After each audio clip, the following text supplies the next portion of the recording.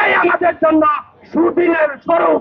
আমাদেরকে মহান আল্লাহ পাক নুরুল হক নুরু ভাইকে একটা বার্তা হিসাবে আমাদেরকে প্রেরণ করেছে।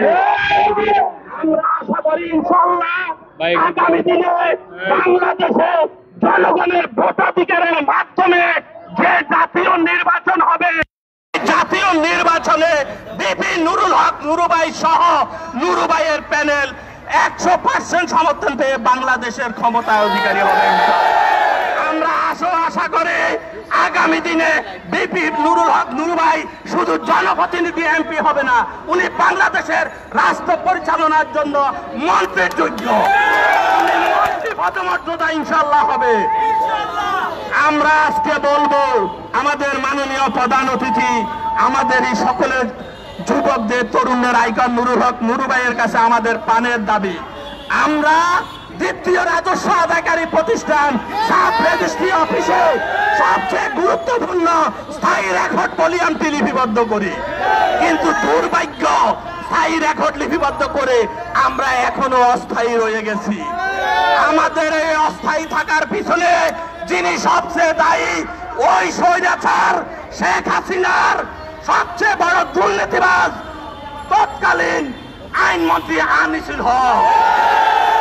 দুর্নীতিবাজদের কি দিয়ে বাঁধা হয়? রশি দিয়ে বাঁধা হয়। আপনারা কি দেখছেন আনিসুল হককে রশি দিয়ে বাঁধছে? ইনশাআল্লাহ নুরু ভাইয়া জাগ্রত থাকলে রশি নয়, এ আনিসুল হকের হাতের রশি গলায় দিয়ে পাশের মঞ্চেও দাঁড়াবে ইনশাআল্লাহ। যে কাজ করেছে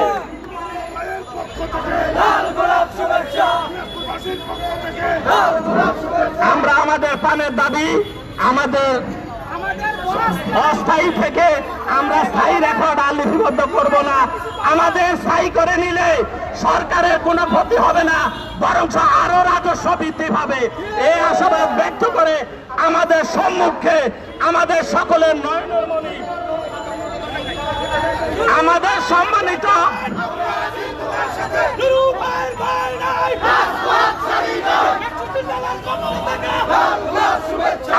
আমরা শুধু নুরু ভাইকে একটু আশ্বস্ত করতে চাই, ভাই আমরা 61টি জেলায় 516টি থানায় 516টি সাব রেজিস্ট্রি অফিসে পরিবার পরিজন নিয়ে কর্মরত আছি।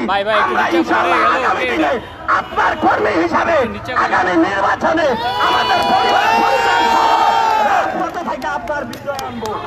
এখন আমাদের সম্মুখে আমাদের জন্য গুরুত্বপূর্ণ বক্তব্য নুরুল হক নুরু ভাই, সবাই করতালির মাধ্যমে ভাইকে অভিনন্দন জানাবো।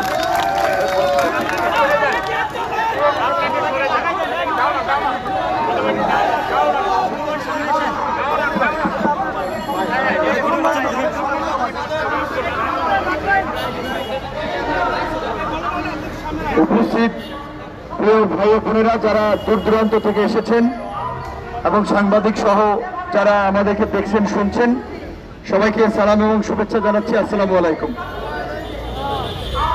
দুপুরবেলা যে ভাইরা গতকালকে আমাদের সাথে যোগাযোগ করেছিল, আমি জানিয়েছিলাম যে আগে থেকে আমাদের প্রবাসী রেমিটেন্স যোদ্ধাদের নিয়ে একটা প্রোগ্রাম ছিল।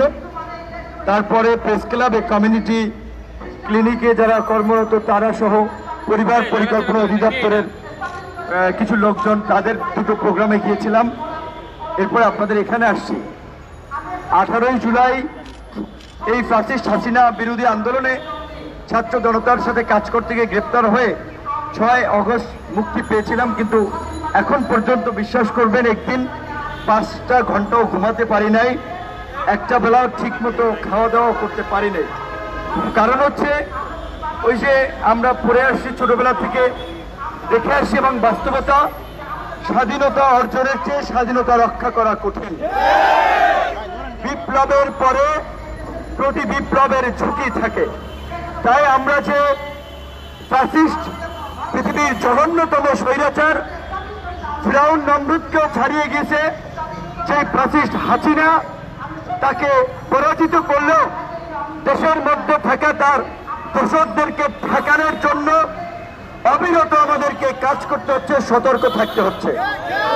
আজকে এই স্বৈরাচার গণহত্যাকারী আওয়ামী দুর্বৃত্তদের দ্বারা এই দেশের প্রতিটি মানুষ নির্যাতিত নিষ্পেষিত ছিল।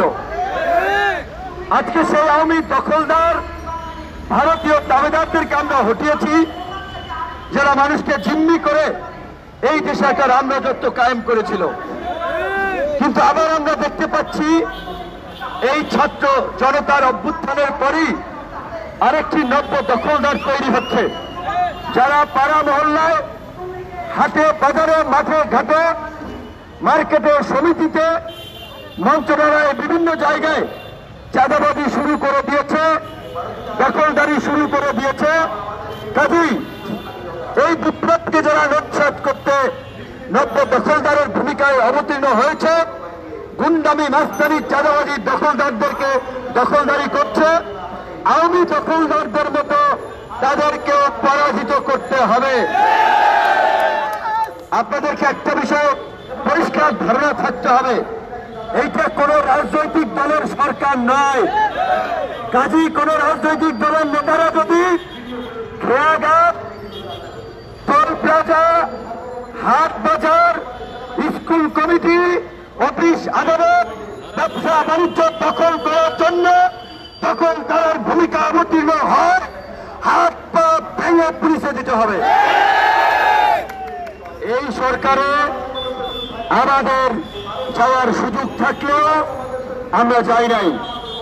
এই সরকার আমাদের আন্দোলন সংগ্রামের ফসল, আমাদের ছোট ভাইয়েরা, আমরা যাদেরকে হাতে ধরে রাজনীতি শিখিয়েছি, আমরা তাদেরকে তরুণদের প্রতিনিধি হিসেবে পাঠিয়েছি। কোন রাজনৈতিক নেতৃবৃন্দকে আমরা এই সরকারে সমর্থন করি নাই। ডক্টর মোহাম্মদ ইউনূসের মতো তার কাজ করার জন্য একটা দক্ষ পেশাদার দেশপ্রেমিক সৎ চীনকে আমরা সমর্থন করেছি। কাজেই এই সরকারের ভালো মন্দ মানে আপনার আমার ভালো মন্দ। আমাদের ছাত্র জনতার কোন রাজনৈতিক দল না। রাজনৈতিক দল নিজের ধান্দার জন্য অনেক জায়গায় লোক বসানো, অনেক জায়গায় ঠিকাদারি নিয়োগ, অনেক জায়গায় ট্রাক টার্মিনাল, বাস টার্মিনাল নিয়োগ এতদিন মতো খাইছে, এখন আমরা খাইতে হবে, এই সমস্ত ধান্দাবাজির মধ্যে ঢুকে যাচ্ছে। কাজের ছাত্র জনতার রক্ত এবং প্রাণের বিনিময়ে যেই সরকার এসেছে, সেই সরকারকে দিয়ে রাষ্ট্র মেরামত করা, জনগণের কাঙ্ক্ষিত বাংলাদেশ বিনির্মাণ করার জন্য সেই সরকারকে আমাদেরকে সহযোগিতা করতে হবে। অবশ্যই বাংলাদেশের গত 5 দশকের রাজনৈতিক সরকার রাজনৈতিক সুবিধার জন্য অনেককে পদে দিয়েছে, অনেককে পদ থেকে সরিয়েছে, অনেককে বঞ্চিত করেছে। আমরা বলেছি এখনকার বাংলাদেশ হবে জনগণের বাংলাদেশ, ছাত্র জনতার বাংলাদেশ, যেই বাংলাদেশে কোন নাগরিক অধিকার বঞ্চিত থাকবে না, কোন নাগরিক মর্যাদাহীন থাকবে না, কোন নাগরিক তার অধিকার আদায়ে রাজপথে আন্দোলন করতে হবে না। ইতিমধ্যেই সরকারি বিভিন্ন পর্যায়ের কর্মকর্তা কর্মচারী যারা রয়েছেন, আমি মনে করি দেশকে দুর্নীতি মুক্ত করার জন্য, সুশাসন নিশ্চিত করার জন্য তাদের বেতন বাড়ানো দরকার।